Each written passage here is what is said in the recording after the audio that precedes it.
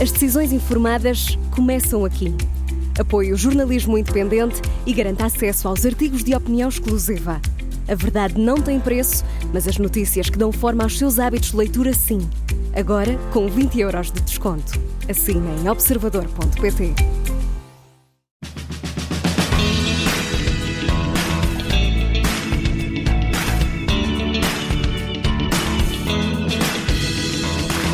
Mia Couto é hoje o intérprete imaginativo da língua viva que partilhamos, capaz de ouvir e de compreender o que dizemos, por forma a usar a plasticidade do idioma para aprender melhor a realidade que construímos e que nos cerca.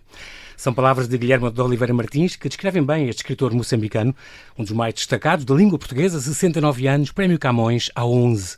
Escritor do subúrbio, como gosta de dizer, é conhecido pela originalidade dos seus contos, romances e poemas, onde cria personagens icónicas e inventa novas palavras, em tramas onde magia e realidade se tocam e se cruzam. Começou na poesia há mais de 40 anos e, desde então, publicou mais de 40 livros, entre romance, poesia, conto, crónicas, ensaios, livros infantis. Brinda-nos agora com o seu último romance, que levou 3 anos a escrever, A Cegueira do Rio, que parte de um esquecido episódio do nosso envolvimento na Primeira Guerra Mundial em África. Olá, Mia, e bem-aja por ter aceitado este meu convite. Bem-vindo. Olá, João. Bem-vindo de volta, porque eu lembro que estiveste cá, já foi em abril de 22, já foi há mais de 2 anos, 2 anos e meio, sim. com a Ana Mesquita e o João Gil, por causa daquela viagem pelo esquecimento. Exatamente. Aquela exposição, aquela instalação no mate, muito, muito bonita, que tinha a tua poesia já. Porque, de facto, começaste poeta. Tu dizes sempre, eu sou um poeta que de vez em quando escreve prosa, não é? Sim, eu tenho incursões que não estão autorizadas pela prosa, mas sou um poeta que te Sentes-te um poeta no coração. Sim. Minha casa é a poesia, de facto. Nasceste em Sofala, vives e trabalhas em Maputo, já vives em Maputo desde os 14 anos, se não me engano. É engraçado porque tu és filho de imigrantes portugueses, portanto os teus pais emigraram. Tu acabaste por, só em adulto, conheceste tios e primos e avós, não foi? Sim. Porque estavam cá?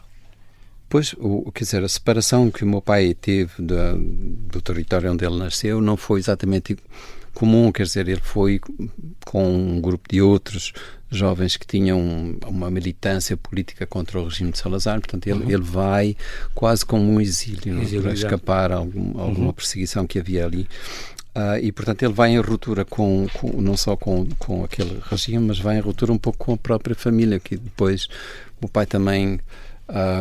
ele conta esta história, mas a gente nunca sabe que é verdade. Ele estava no exercício militar e perdeu-se e foi ter ali a aldeia onde a minha mãe estava à espera que alguém a levasse dali. Isto era Trás-os-Montes? Porque também é transmontana, não é? Sim, Trás-os-Montes e Alto Douro. Incrível. Então os dois escapam, digamos assim, do seu território, das suas ligações familiares e nós nascemos desse resultado de alguém que tem que fazer uma ruptura... não por escolha, não, mas porque lhe foi imposta esta... Exatamente. Engraçado. Só para explicar um bocadinho a quem nos ouve, acho que se calhar as pessoas não sabem a origem do teu pseudónimo. António Emílio Leite Couto é o teu nome. Este pseudónimo Mia tem a ver com o teu gosto pelos gatos. Mas tu dizes, mas isso era antigamente, eu adorava, dormia com os gatos, tinha 2 anos, 3, não sei o quê, queria ser um gato, não sei o quê, mas hoje em dia prefiro dos cães. Agora, sabes, eu agora prefiro tudo, eu agora já estou promíscuo. Sendo biólogo, sabes, eu posso dizer que eu gosto igualmente de todos os seres vivos. Quer dizer, e uma coisa boa que me aconteceu na vida foi quando eu terminei o curso de Biologia, eu tinha que optar, e a minha opção era a zoologia, porque eu vivia fascinado com esta ideia de trabalhar num parque, numa reserva, e trabalhar com os grandes mamíferos, etc. Mas isso não era possível, porque estávamos em guerra civil, portanto não podíamos ir para os parques. Então acabei por fazer ecologia vegetal, foi o melhor que me podia ter acontecido, porque me abriu porta para um universo que é o universo das plantas, que é completamente diferente. Eu tive que fazer esse salto para perceber que há uma outra conversa mais fina, mais silenciosa com outros seres que têm outras linguagens. Tu foste, não sei se ainda és professor de ecologia. Já não dou aulas, eu adorava dar aulas. Análise ambiental e tal, tu davas? Sim, para a arquitetura. E tinhas muito trabalho de campo, que era muito engraçado. Sim. Eu lembro sempre daquela história que contaste, e acho que ainda foi na TVI, há 13 anos ou 14 que entrevistei, que tu contavas aquela história que estavas o som dos pássaros e tinha que identificar, sim, e pelo canto dos pássaros identificavas, sabias muitos e identificando. Houve um que não conheceste? Não, sabes, naquela altura eu não sabia nada de pássaros e os meus colegas disseram, olha, faltou aqui o ornitólogo, não chegou, vais tu classificar os pássaros. Eu disse, mas eu não sei nada, mas eles disseram, mas tu és poeta e tal, deves saber alguma coisa. E lá fui eu com uma pessoa idosa, um dos guardas, provavelmente. Sim, do parque, que me iria dizer o nome dos pássaros na sua língua, que era o Iau. E eu estava doido por voltar com frio, com pesado, cheio de peso, com a mochila. Então o primeiro pássaro que eu ouvi disse, este pássaro como é que se chama? E ele disse, não estou a ouvir nenhum pássaro. Disse, este que está aqui a cantar debaixo dessa árvore. E ele disse, esse pássaro aqui não chamamos bem pássaro, aqui em Niassa chamamos sapo. É extraordinário. Não, é a delicadeza com que ele me estava a chamar burro. Essa história é extraordinária. Até achava que tinha sido na televisão, estavas a gravar um programa sobre fauna. Sim. Lembro-me dessa ideia. É engraçado falarmos do teu pai e é muito curioso porque tu e os teus dois irmãos, o Armando e o Fernando Amado, defenderam esta Fundação Fernando Leite Couto, porque o teu pai, em homenagem ao teu pai, que era um jornalista e era um poeta, já cá está, ele chegou a publicar alguns livros de poesia também. Sim, 6 ou 7, sim. E é muito engraçado porque ele é uma pessoa, vocês fizeram esta fundação em homenagem a ele, que é muito importante, porque atribui prémios, permeia com residências artísticas portanto, escritores, futuros jovens talentos de Moçambique, pertrecha escolas e bibliotecas. Isso é uma coisa que devias semear e é uma maneira fazemos de espalhar isso, não é? Sim. Não, por exemplo, este prémio que tu referiste, que é o prémio que tem o nome do meu pai, teve depois aqui apoio da Câmara Municipal de Óbidos e da Câmara de Comércio de Moçambique, Portugal. E hoje o fólio. Exatamente. Todos os anos, estes jovens, desde há uns 4, 5 anos atrás, esse jovem recebe o prémio em Moçambique, é publicado em Moçambique, tem um prémio monetário, depois viaja para Óbidos, participa na Fólio, é publicado aqui em Portugal e fica lá a viver há algum tempo. Uma residência para ter contacto com os escritores. Enfim, é uma coisa que pode realmente mudar a vida de um jovem. Faz a diferença completamente. É muito, muito giro. A tua mãe Maria de Jesus era uma coisa que tu dizes, transmontana, muito telúrica, como tu gostas de escrever, que era uma grande contadora de histórias. Tu é engraçado porque desde pequeno tu inventavas e fixavas, tu dias, meus irmãos diziam que eu era um bocado atrasado mental, porque ficava... Eu não gostava muito da escola, mas ficava a olhar para as pessoas e cada pessoa que tu vias inventavas histórias para ti próprio. Sim. E aí nasceu, sem se querer, começaste escritor com a cidade, desde a escola, pequenino. Sim, estavam lá as raízes. Não, estavam lá. Porque eu sou filho de um poeta, em primeiro lugar, mas a minha mãe é que me transporta para esta coisa que é esta interface, não, entre o mundo da poesia e da prosa, porque ela era realmente uma contadora de histórias e ela precisava disso de uma maneira tão vital que ela fazia o teatro completo. Portanto, aquilo era um encantamento, sabes? A maneira como ela era capaz de trazer a terra que ela tinha deixado e da qual ela tinha tanta saudade, né? Para aquele outro lugar. Isto era onde, Mia? Onde é que é a zona dela atrás dos montes? É mais ou menos aonde? É mais o Alto Douro, segundo aquilo que eu percebi agora, que é ali perto da Armamar, Régua, naquela zona ali. Estou bonito. Em cima do Douro. Aquilo é, depois, quando eu conheci esse lugar, aquilo é pedra, é granito, sabes? E como é que uma pessoa que nasce ela nasceu muito pobre, ela nasceu órfã de pai e de mãe e foi adotada por um padre. E é engraçado porque agora, olhando para esta coisa, o meu irmão, este livro, agora já estou a entrar no livro, olhando para este livro, eu me perguntei a mim próprio, mas há sempre um padre nos meus livros. Aqui é o Cisnando Baião? Sim, aqui é o Cisnando Baião, mas já surgiu em vários outros que é um padre entre aspas, digamos, depois as pessoas percebem. Exatamente. Mas o meu irmão mais velho lembrou-me de assim, olha, esse padre está na nossa vida, é um fantasma da nossa vida, porque foi um padre que adotou a minha mãe e a irmã gêmea, e portanto o tal padre Moroso, incrivelmente, vê lá, João, é um tipo que depois é mandado aqui para a Primeira Guerra Mundial, para esta região onde eu faço o livro. Eu só tenho consciência disso depois de acabar o livro, quando o meu irmão fala comigo. Sim, então não há coincidências, de facto. Sim, não está lá aquele fantasma, eu acho que essas histórias que ela contava formam uma espécie de memória silenciosa. É muito bonito também esta questão que tu dizes da poesia. Tu és um poeta que de vez em quando tens estas incursões na prosa, mas tu dizes o primeiro poema que eu fiz, era o teu primeiro livro, foi de poesia, 83. O primeiro poema que fiz foi ao teu pai, quando ele morreu, despediste dele também por via da poesia, imaginava-o aquela criatura à varanda de um palácio a olhar as coisas. Sim. Tu tens muito essa coisa também de imaginá-lo, de premiar e de resgatar as memórias com poesia. É muito bonito isso. Sim, mas está-te no sangue. Sabes porque o meu pai era um poeta que não só porque escrevia, mas porque vivia de uma maneira poética, porque era um desastre para a minha mãe. A minha mãe rezava todos os dias para que ninguém seguisse as pisadas do marido. Ela tinha mais os pés na terra, não é? Sim, e ele era mais a ver os pelicanos. É isso mesmo, é isso que tu estás a dizer, já conheces a história.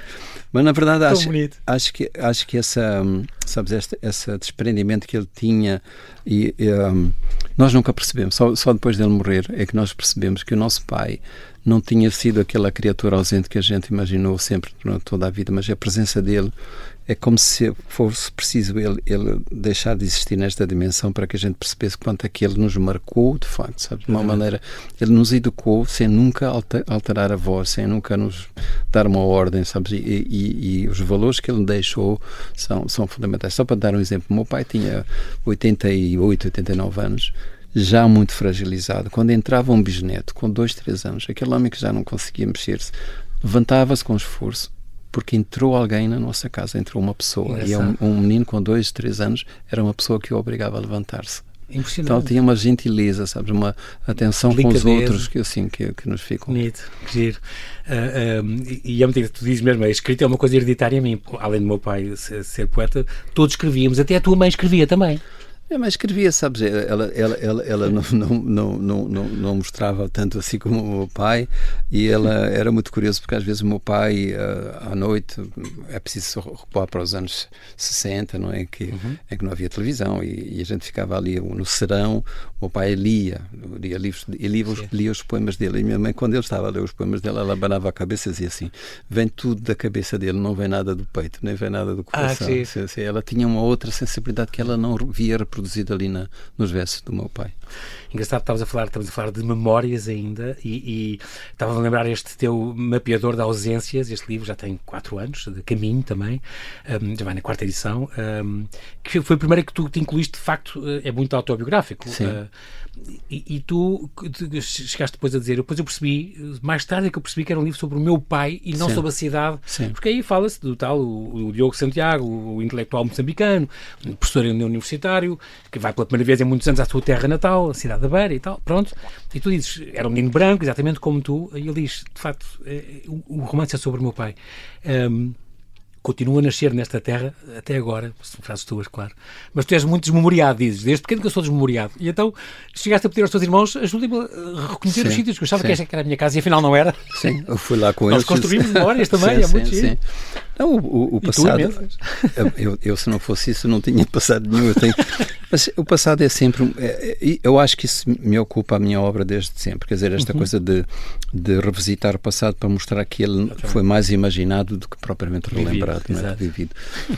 E esse foi o caso. Às vezes eu dizia aos meus irmãos, olha, uma parte da história passa-se nesta casa onde nós vivemos, e eles diziam, mas que casa? Então não havia casa nenhuma, mas pronto, passou a ser verdade a partir do momento que eu adotei aquilo como um lugar meu. Uma frase tua que eu adoro. Isto é tudo baseado em tudo o que relata neste livro, estou a citar-te na página 11 deste A Cegueira do Rio, tudo o que se relata neste livro tornou-se verdadeiro a partir do momento em que foi escrito. Já estou autorizado. Exato. Muito giro. E é um livro extraordinário sobre o apagamento da história e da memória. Muito giro. Tu falas da tua mãe a contar histórias e a fazer vozes e tudo, e eu estou a imaginar, isto é um romance também muito polifónico. Sim. Tem muitas vozes, mas também tem muitos pictogramas e muitos desenhos e muitos provérbios. E como tu gostas de dizer, a tua terra, Moçambique, tem 28 línguas. A pessoa não tem noção da dimensão daquilo. É uma coisa, é uma escala que nos ultrapassa completamente. Sim, é verdade. Aprendi, se calhar, muito essa tua herança de dar voz aos outros e ouvir o Cipaio a falar. É extraordinário o que ele diz e as ideias dele, mas muito, muito bonito isto das diferentes vozes que te estão na cabeça e estes personagens que te acordam e que te fazem viver com eles. Sim. Tu sabes, João, primeiro, é muito bom conversar contigo, porque tu... Não, sério, porque cada vez é mais raro haver pessoas tão preparadas, tão seriamente empenhadas no seu ofício. Então, realmente isto não foi, quer dizer, a construção deste livro, o modo de o construir, não é propriamente um artifício, sabes? Comecei a história, pensei assim, eu vou fazer como se estivesse sentado numa aldeia ou numa fogueira ali ao lado de uma fogueira, E as pessoas contam as histórias e interrompem-se, e portanto há várias vozes que se querem a autoria da história, que querem repartir com o narrador esse papel que tantas vezes é apropriado simplesmente pela voz do escritor. E foi isso que sentiste imenso neste livro também. Sim, e aí nota-se. Sim, ele até graficamente está. Agora temos que dizer isto aos ouvintes, não é? A página está fragmentada sempre com as falas e com os provérbios, etc. Também quero que essa incursão dessa sabedoria ancestral mais antiga esteja presente, não na forma de uma coisa decorativa, não é? Mas uma forma de um diálogo, de uma conversa, como se esse passado tivesse, digamos, a autorizar, como se a gente tivesse que pedir licença a esse passado. E é muito engraçado tudo isso, ter essa relação muito... Eu lembro de Isabel Allende também, que dizia uma coisa deste género, muito própria e muito vivida com os personagens que tu imaginas um conto, escreves muitos contos, ainda bem. E há personagens que te assaltam a cabeça, digamos assim, e depois no fim do conto não estão lá e dizem, então eu também quero, não é? Parece que tomam um pote, tens depois encaixá-las numa história. Depois tem que as matar no fim, simbolicamente. Depois não te voltarem. Porque nunca mais me saem da cabeça, não é? Muito bonito também esta ideia nova que tu tens de sempre que fizeres agora relançamentos em livros novos, vais sempre divulgar um pintor. Sim, é verdade. Aqui está o Butcheca, está o Moisés Mafolan, não é? Tem este quadro navegante na capa deste A Cegueira do Rio, este livro novo, edição da Caminho, mas é uma ideia muito boa, é uma maneira também de dar a conhecer mais cultura. Estou a fazer justiça àquilo, não é nenhuma caridade, é justiça porque eu não viajo sozinho. Essas vozes que viajem comigo têm que aparecer também. Então, a partir de agora, e também há aqui uma grande generosidade da Caminho, porque nenhuma outra editora aceitou. Esta é uma ideia que eu venho a defender há algum tempo. Já vinhas há algum tempo? Sim. Okay. Mas é preciso, sabes que também não é, digamos, má vontade das outras editoras. Há editoras que já têm um contrato assinado com um capista, então não é tão fácil. Exatamente. Mas aqui houve uma maneira de resolver isso, e já há 5 livros impressos, João, com outros pintores moçambicanos. E toda esta coleção minha dos 40 livros vai ter 40 artistas diferentes de Moçambique, que são os autores das capas. Tu vives sempre com aquele... É verdade que vives com este fantasma de que cada livro pode ser o último. Tens essa noção, ou não? Tenho, bem, sabes isso. Mas tu tens tantas histórias na cabeça, Mia. E agora já me está a aparecer uma, ainda estou a fazer o lançamento deste livro, já me está a aparecer uma. Pois é isso que eu acho. Não, mas eu acho que é uma espécie de antecipação, é como se isso fosse a minha vida inteira, sabes? Cada livro fosse a minha vida inteira. Quando chego ao fim de um livro é como se uma vida minha terminasse, mas não a vida, felizmente, até agora. Exatamente. É muito engraçado porque tu gostas muito, Mia, de falar de esquecimento e de memória, e é um tema que atravessa muito a tua obra, e este facto que tenho aqui a indicação que levaste mais ou menos 3 anos a escrever, portanto ias escrevendo e com outras coisas pelo meio, por exemplo aquele da infantil, por exemplo, tu escreveste o Rio Infinito, por exemplo, é uma coisa também recente, é de há 2 anos, onde tinhas esta máxima, é preciso contar histórias às nossas crianças, muito engraçado, é uma coisa de facto que faz toda a diferença. Contar histórias a toda a gente, não é? Exatamente. Para nos mantermos crianças também, com essa infância não se esquecer de nós. Não? Exatamente. O teu amigo José Eduardo, e irmão, como ele gosta de dizer, José Eduardo Agalusa, considera este romance o melhor que tu escreveste. Achas que é a bondade dele, a simpatia dele, ou o exagero do costume? Ele é muito generoso. É muito generoso, e ele disse isso de todos os livros. Então, disse a todas, como dizia outro. Disse a todas. Não é? E já é muito engraçado, este livro que começa então com o que espoleta esta história, foi um dos primeiros ataques da Primeira Guerra Mundial no posto de Mazua, no norte de Moçambique, na região de Cabo Delgado, junto à fronteira com a Tanzânia, que se passa de facto a 24 de agosto de 1914, isto aconteceu mesmo, é uma guarnição da África Oriental Alemã, esta colónia germânica em África, atravessou o rio Rovuma, atacou um porto português. Eu não tinha ideia que isto de facto aconteceu e que teria havido mais de 100 mil baixas. Há autores que falam nisto? É muito? Sim, 100 mil é durante a guerra inteira, quer dizer, durante os anos da Primeira Guerra Mundial, e acho que 100 mil já integra as vítimas em Moçambique e uma parte em Angola. É mais de 100 mil. Mas eu acho que o número, portanto, isto é da parte do lado de Moçambique e de Angola. Sim. São soldados negros e carregadores das comunidades locais, não é? Indígenas, mesmo do lado português, isto agora só falando da Primeira Guerra no norte de Moçambique, há umas 22 mil pessoas que foram militares portugueses que morreram ali.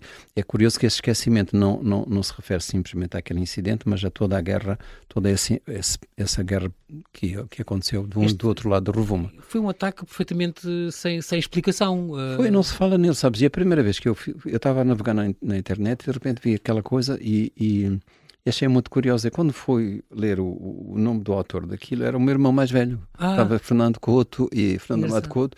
E eu telefonei-lhe e disse, não, ele não é um historiador, então não tinha nenhuma competência, nenhuma autoridade especial para falar daquilo. E então ele deu-me a literatura que eu precisava de ter como alimento para me documentar. E foi por aí que eu comecei a ver que, bom, há aqui realmente uma faísca, aqui uma raiz qualquer. Em Portugal, de facto, só soube 2 meses depois.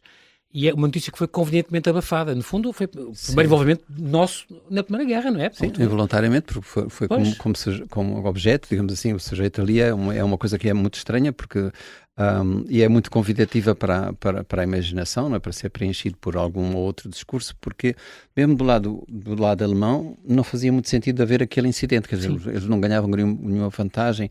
Do lado português havia toda a vantagem em esquecer, porque era preciso que não despertasse aqui no continente, na metrópole colonial. Exatamente, para ouvir aquelas alianças depois aos alemães, aos ingleses, não sei o quê. Portugal estava nessa situação de neutralidade nessa posição. Exatamente.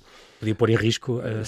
E é muito engraçado porque esse apagamento vai convidando outros apagamentos que vão surgindo e até este da escrita, não vou adiantar muito. Mas está na capa do livro. Mas a ideia já está. E há uma ideia extraordinária, esta coisa do a escrita apagar-se. É muito bonito isto que tu inventas. Também os mapas e também as fotografias. É muito bonito isso, porque também são outras formas de linguagem, no fundo.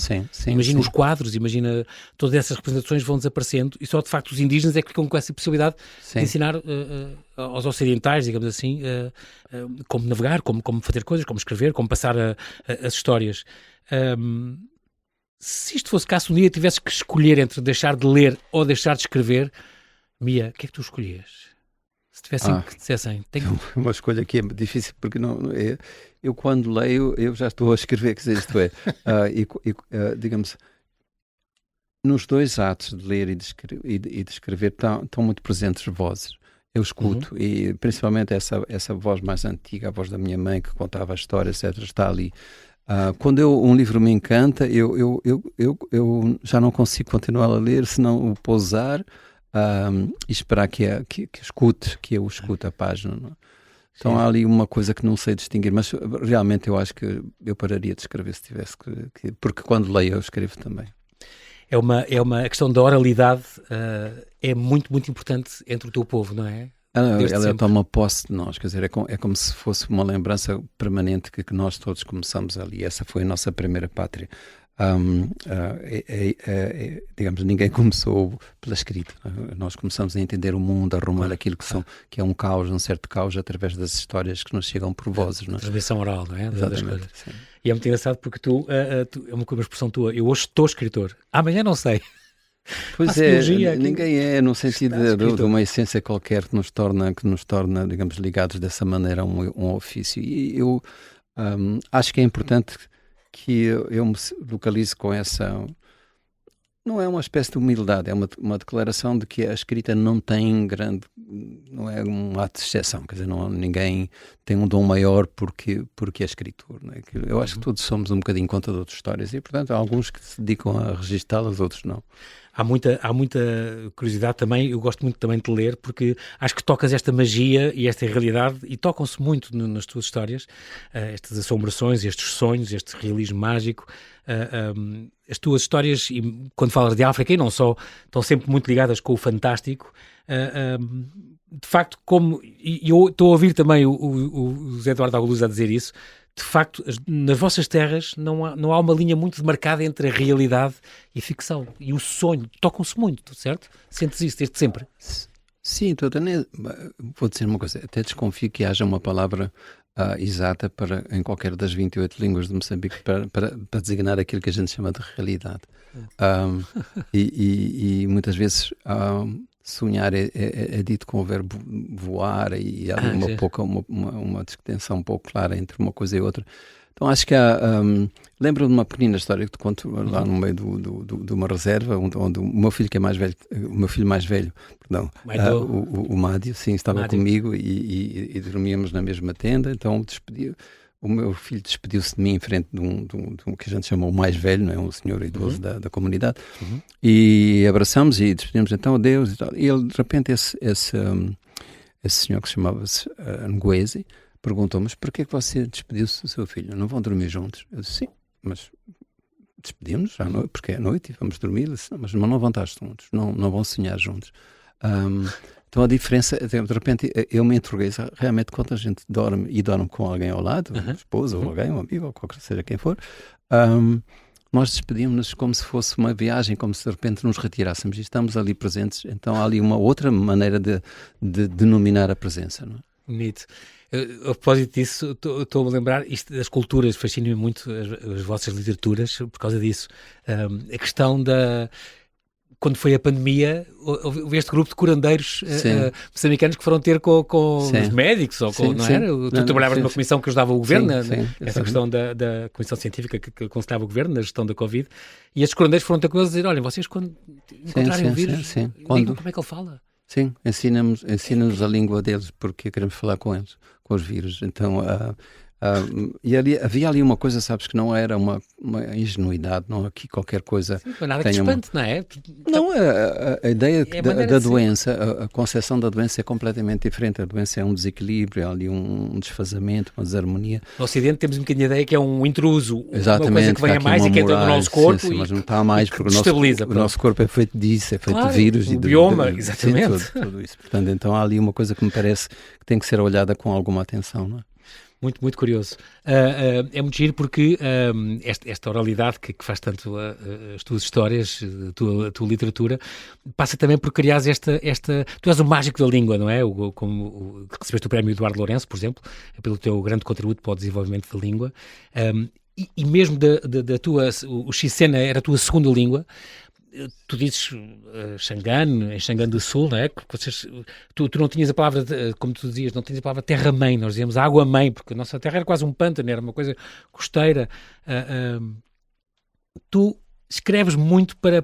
Isto também te trouxe muitas palavras que tu, quando não inventas, gostas de inventar tu dizes: eu escrevo pelo prazer de desarrumar a língua. Tu tinhas este irmão adotivo negro, este João Quinho, mais velho. Que vivia a nossa casa assim.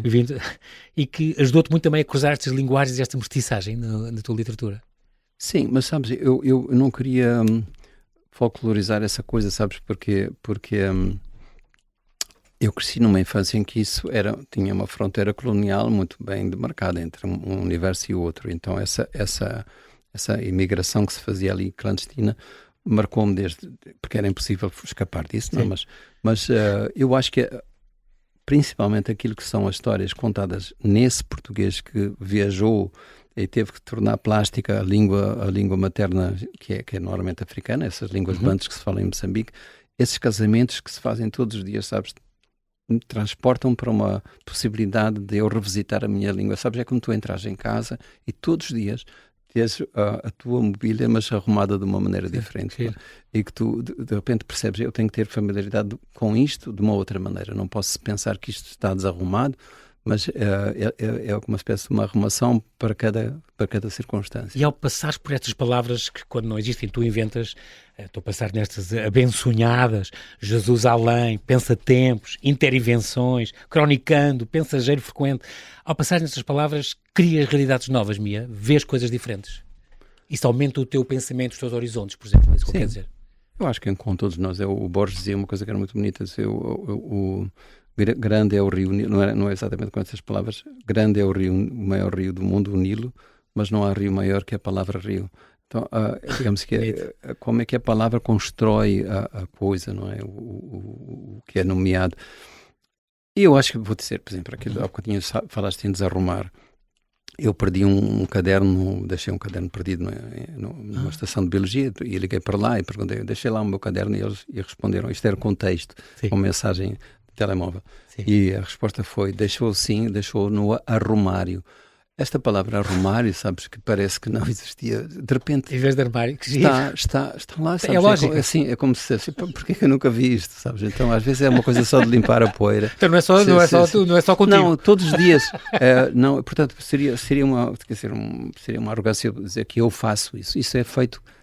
Praticas sabes? Isso, mas cada um não Sim, inventaste, eu não é? transporto isso para o domínio da literatura, mas está lá.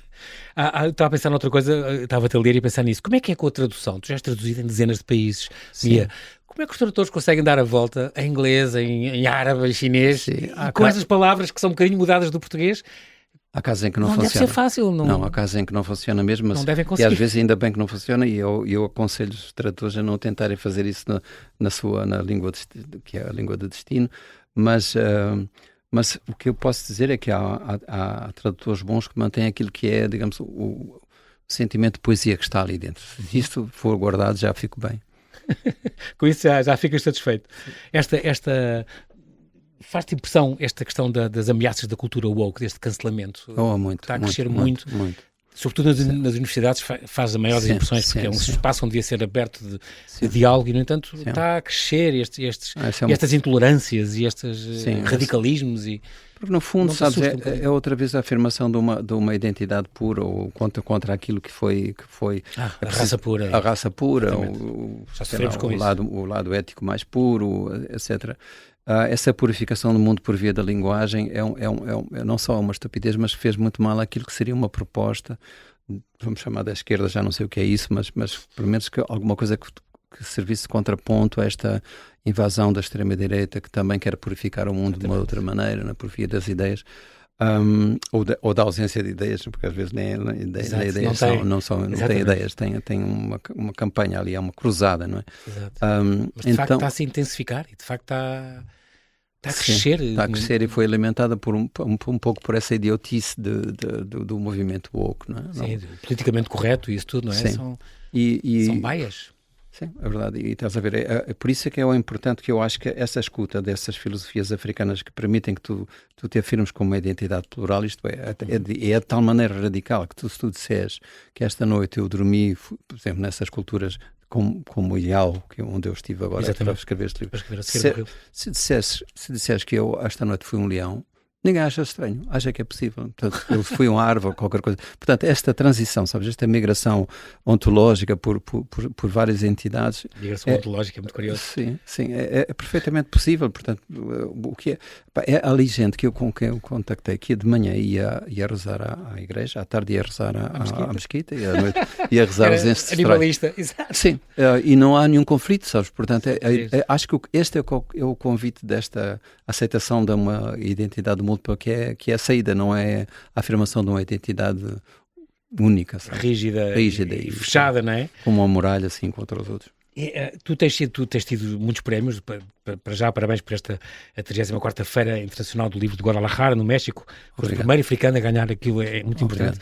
Gosto sempre de frisar isto. Tu ganhas pela qualidade dos teus textos, dos teus livros, tu sabes isso, e não porque és africano ou porque és moçambicano. Ainda bem, o júri foi muito claro nisso. Exato, e aquela coisa da literatura africana, quer dizer, é uma coisa que te faz alguma confusão. A literatura, ponto final. Sim, os africanos também querem... Quando ganham o Nobel, não disseram o prémio ao ribetejano, não sei o que, do Saramago. Não faz sentido, não é? Sim. E as pessoas ainda hoje encalham um bocadinho, porque é africano e tal. E sabes, os africanos de hoje, esta nova geração, claro que num primeiro momento, logo a seguir às independências, houve uma resposta contra aquilo que era a negação de uma cultura, etc. Portanto, houve um movimento de afirmação da africanidade, da negritude, etc. Exatamente. Mas hoje eu acho que a tendência principal na criação, na criatividade em todos os países africanos é a afirmação da universalidade. Sim, isso é muito, muito importante. Tens sido muitas vezes apontado como um dos candidatos ao Nobel de Literatura. Isso era importante para ti? Muito importante, ou não pensas muito nisso? Não... Financeiramente, talvez. Mas como tu dizes, fico sempre surpreendido quando ganho um prémio. Não, eu não olho para os prémios. Se algum dia eles olham para mim, eu agradeço, mas não me movem mesmo. Não tenho nenhuma expectativa. Nunca queria, nem em relação aos pequenos nem grandes prémios. Boa. Há outra história muito... Gosto dessa humildade, mas é a tua cara. Se tu és assim, és genuíno nisso. Há uma coisa muito gira também na origem das tuas escrita que dizes: eu nunca pensei que seria publicado. Na minha família era tido um caso como um retardado, não interessa, mas foi publicado completamente por acaso.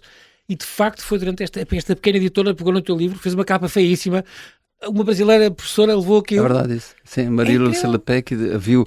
O livro era tão feio. Sim, o livro era tão feio, tão mal feito. Sabes que ela, no meio de muitos livros, estava em cima de uma mesa, ela destacou aquilo. E ela levou para casa, leu, fez uma recensão crítica, saiu, e o Zeferino Coelho, na caminho, disse: olha, talvez esteja aqui alguém que eu possa lançar aqui. Apesar de tudo o que está a acontecer no mundo, cá em África, nos Estados Unidos e em todo o lado, Mia, e no Médio Oriente, em todo o lado, continuas viciadamente otimista, como tu dizes? Há razões sempre para ter esperança? Há sempre uma saída ou não? Eu acho, sabes, quem vem de um país como Moçambique, como o meu, não ter esperança é uma espécie de um luxo que a gente não pode ter. A gente tem que ter esperança, porque... Não, mas a sentença de morte, não é? O afundamento total. É uma espécie, sim, exatamente, é uma espécie de uma desistência. Exato. E isso não me autoriza a mim próprio. É verdade que estamos todos igualmente perdidos, mesmo de um lado e do outro agora. Sim. Mas provavelmente... Com este mapa mundial agora. Sim. Porque estamos um bocadinho como nesse momento em que eu fiz o livro, é quando eu recuo para 1914, eu acho que o sentimento ali deveria ser o mesmo, porque se estava a redesenhar aquilo que eram os grandes impérios. Eu acho que estamos nesse momento, sabes, em que há aqui novas fronteiras. A ordem da geopolítica sim. E está a quebrar-se. Até a assentar, tu és biólogo, até chegar ao ponto de energia... Sim, exatamente, até ao equilíbrio. Ter outra vez um chão, sabes, nós estamos meio perdidos e tenho essa esperança que às vezes estar perdido não é mau, é bom termos esse sentimento, mas o que se está a criar junto a isso sabes, há uma espécie de generalização de um sentimento de medo, e esse medo depois permite tudo, permite esses demagogos, esses tipos de milagreiros que vêm esta é a mensagem messiânica que vem. Nós estamos a terminar. Mia, tu para o ano já fazes 70 anos. Estás tranquilo com a tua idade? Não preciso. Não, mas a idade é como aos prémios. Um homem novo, tu... É como aos prémios, sabes? De vez em quando ela aparece Mas eu acho que falamos disso há pouco sobre essa desistência. Eu acho que a velhice é uma desistência. Eu acho que eu, como olho o mundo, também me olho a mim, e não desisti. Digamos, sou dono ainda do meu tempo e, portanto, acho que eu não me sinto mal. E também terminamos com esta relação com o divino. Tu não és um homem, não és crente, mas eu diria que és talvez atravessado por diversas crenças também desde pequeno. Sim. Esta questão muito bonita de Deus em Moçambique, em muitas zonas e em muitos povos que lá estão, Deus é uma mulher. Sim, e o Cristo tem seios sim, um dia perguntaste, mas o Cristo está presente para amamentar os seus filhos, porque são muito matrilineares, não é? Está muito este matriarcado, sobretudo no norte, não é? É no norte de Moçambique, sim. Olha, eu sou um ateu não praticante, digamos assim, porque eu estou disponível para escutar tudo aquilo que em nome dessa capacidade que a religião tem, e volto à etimologia da religião, que é religar, e então essa religação é importantíssima. Muito bem, nós não temos tempo para mais, o tempo voou, eu já sabia. Mia, quero agradecer muito a tua presença aqui no Convidado Extra. E fica aqui esta dica a quem nos ouve. A Cegueira do Rio é mais um romance do Mia Couto, uma edição Caminho, uma história muito, muito interessante, muito bem escrita e muito bonita sobre um esquecido episódio do nosso envolvimento na Primeira Guerra Mundial em África. Absolutamente a não perder. Mia Couto, bem-ajas e até breve. Muito obrigado, João. Obrigado.